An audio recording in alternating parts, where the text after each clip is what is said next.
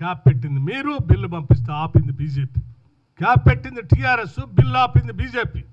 సిపెక్ survey చేసి సైంటిఫిక్గా bill pass చేసి జియో ఇష్యూస్ ఎన్నికలు పోతా అన్నది కాంగ్రెస్. ఏది కరెక్టు?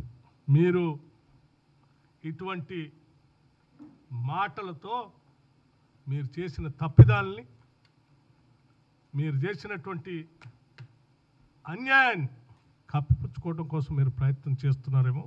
ఈ రాష్ట్ర ప్రజలు అంత అమాయకులు కారు.